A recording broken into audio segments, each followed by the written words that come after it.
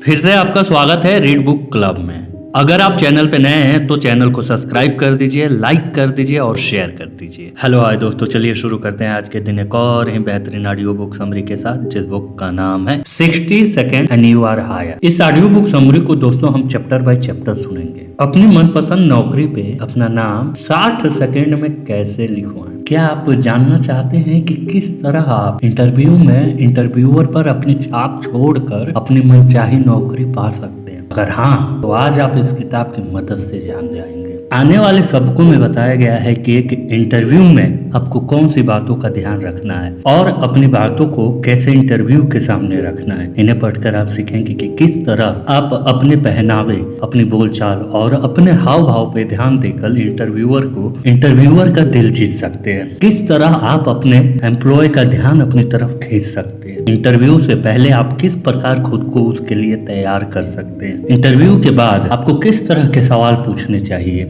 इन्हीं सारे सवालों के जवाब आज हम इस ऑडियो बुक समरी से जानेंगे। तो चलिए शुरू करते हैं बिना समय गंवाए। दोस्तों, इस बुक को शुरू करने से पहले मैं आप लोगों से एक अनुग्रह करूंगा यार, कि आखिर ये सब जानकारियां मैं आप ही लोगों के लिए बना रहा हूँ, क्योंकि आपकी जिंदगी में कुछ थोड़ा बहुत बदलाव तो होता ही होगा। तो प्लीज यार हमारे चैनल को सब्सक्राइब कर दीजिए। तो चलिए शुरू करते हैं बिना समय गंवाए। चैप्टर 1। अगर आप पहले ही किसी नौकरी के लिए इंटरव्यू दे चुके हैं तो आपको पता होगा कि इंटरव्यू ज्यादा लंबे नहीं होते। आइए देखें ऐसा क्यों होता है और आपका इससे क्या लेना देना है। एम्प्लॉय के ऊपर किसी को नौकरी पर रखने का दबाव होता है। उन्हें अपनी कंपनी के किसी भी काम के लिए एक कर्मचारी की जरूरत होती है और उनका काम तब तक नहीं होगा जब तक वे किसी को काम पे नहीं रखते। उन्हें जल्दी से जल्दी किसी सही कर्मचारी को ढूंढकर उस खाली जगह को भरना होता है। इसके अलावा उन पर यह भी दबाव रहता है कि वे एक अच्छे कर्मचारी को काम पर रखें, क्योंकि एक गलत फैसले की उनकी कंपनी को भारी कीमत चुकानी पड़ती है। एक गलत फैसले से इंटरव्यू में लगाए गए पैसे, गलत कर्मचारी को दी गई सैलरी के पैसे और उनकी की गई गलतियों की भरपाई के पैसे बर्बाद होते हैं। दूसरे और आसान शब्दों में, एक इंटरव्यू से पहले जितनी बेचैनी आपको होती है उससे ज्यादा बेचैनी आपके एम्प्लॉय को होती है, क्योंकि उसे कम से कम समय में बेहतर से बेहतर फैसले लेने होते हैं। ऐसे में ये जरूरी है कि इंटरव्यू में आप अपने जवाब को छोटे से छोटा रखकर अपने एम्प्लॉयर का ध्यान अपनी तरफ खींचने की कोशिश कीजिए। अगर आप लंबे जवाब देंगे तो आपका एम्प्लॉय आपकी खूबियों पर ध्यान नहीं दे पाएगा। इसलिए ये जरूरी है कि आप कम से कम शब्दों में उसे बताएं कि आप क्यों इस नौकरी के लिए सबसे सही कर्मचारी साबित होंगे। Chapter number 2। जैसा कि आपने देखा कि एक एम्प्लॉयर को कम से कम समय में फैसले करने होते हैं, इसलिए ये जरूरी है कि आप कुछ ऐसा करें जिससे एम्प्लॉय के ऊपर अपनी छाप छोड़ सके। इसके लिए आप सबसे पहले अपनी खूबियों की एक लिस्ट बनाइए। इस लिस्ट में आप अपनी उन 5 खूबियों को लिखिए जो आपकी उस नौकरी से मिलती है जिसकी इंटरव्यू आप देने जा रहे हैं। लिस्ट बनाने के लिए आप नीचे दिए गए 3 काम कीजिए। सबसे पहले आप अपने तब तक के अनुभव और अपनी जिम्मेदारी को लिखिए। अब आप अपनी नौकरी की जरूरतों को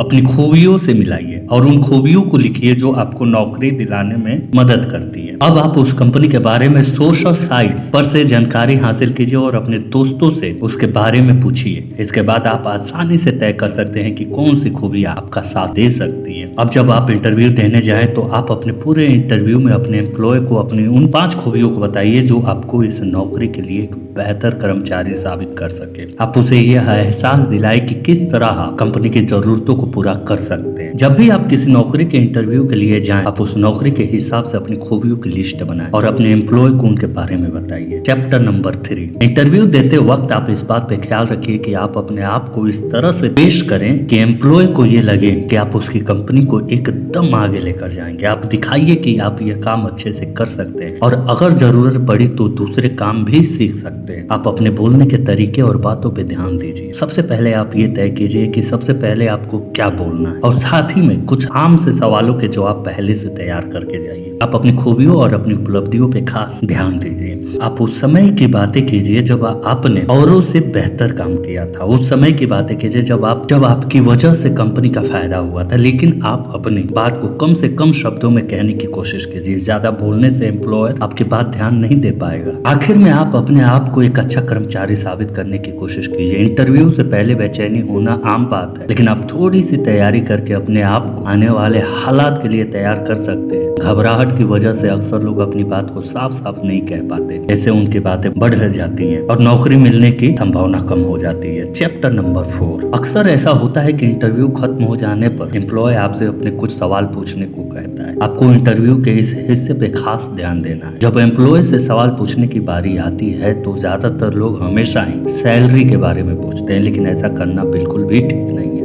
अगर आप अपने एम्प्लॉय से सबसे पहले सैलरी के बारे में पूछेंगे तो उससे ये बात जाहिर होगी कि आप नौकरी में नहीं बल्कि पैसों में दिलचस्पी दिखा रहे हैं। आप कोशिश कीजिए आपकी बातों से एम्प्लॉय को यह लगे कि आप वाकई नौकरी में दिलचस्पी रखते हैं। एक बार जब आपको नौकरी पे रख लिया जाए तो आप सैलरी के बारे में पूछें। आप अपने सवालों की लिस्ट भी पहले से बना कर जाइए। अपनी कंपनी के बारे में सोशल मीडिया से या अपने दोस्तों से जानकारी हासिल करते वक्त अपने मन में जो सवाल आए वो आप उन्हें पूछिए। अगर इंटरव्यू के दौरान आपके मन में कोई सवाल उठे हैं तो आप उसे पूछिए। आपके पूछे गए सवालों का इंटरव्यूअर पर बहुत बड़ा असर पड़ता है। आपके सवाल आपकी पर्सनालिटी के बारे में बताते हैं और इससे पता चलता है कि आप किस चीज पर ज्यादा ध्यान दे रहे हैं। Chapter number 5। जरा सोचिए कि अगर आप इंटरव्यू की जगह होते तो आप किस तरह के लोगों को काम पर रखते। क्या आप ऐसे लोगों को काम पर रखते जो गंदे और सिकड़े हुए कपड़े पहन कर आए हो, या उन लोगों को जो साफ सुथरे कपड़े पहन के आए हो? क्या आप ऐसे लोगों को काम पे रखते जो बेढंगे तरीके से उठता बैठता हो और बातें करता हो, या ऐसे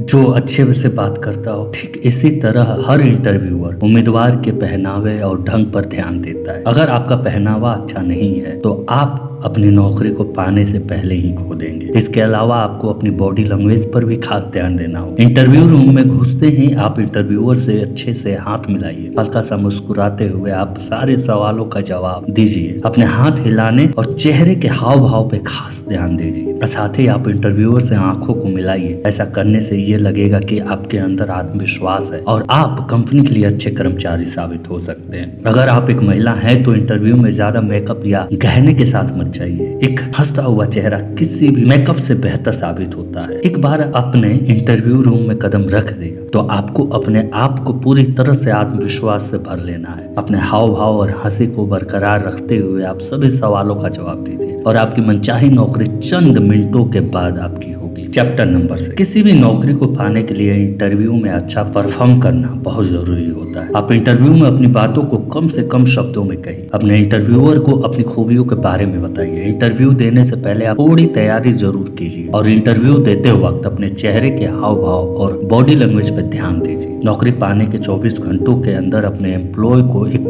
वैल्यू नोट लिखिए। जैसे ही आपको नौकरी मिल जाए आप अपने एम्प्लॉय को अपने हाथ से एक थैंक यू नोट लिख कर भेजिए। आप लिखिए कि आप आभारी हैं जो उन्हें आप में इंटरेस्ट दिखाया। ऐसा करने से आप बाकियों से अलग हो जाएंगे और अपने बॉस के करीब भी आ जाएंगे। ये थी आज की ऑडियो बुक समरी। अगर आपको अच्छी लगी हो तो इसे अपने दोस्तों के साथ अवश्य शेयर करें और आपको दिल से धन्यवाद अपना कीमती समय देने के लिए। दोस्तों आप लोगों से एक अनुरोध और रिक्वेस्ट है कि प्लीज हमारे चैनल को सब्सक्राइब कर दीजिए। हम आपकी नॉलेज को इंक्रीज ही तो करते हैं, please. Thank you for watching read book. अगर आप हमारे चैनल पे नए हैं तो हमारे चैनल को लाइक कर दीजिए, सब्सक्राइब कर दीजिए और कमेंट करके हमें बताइए कि आपके लिए और कौन सी ऑडियो बुक समरी लाई जाए।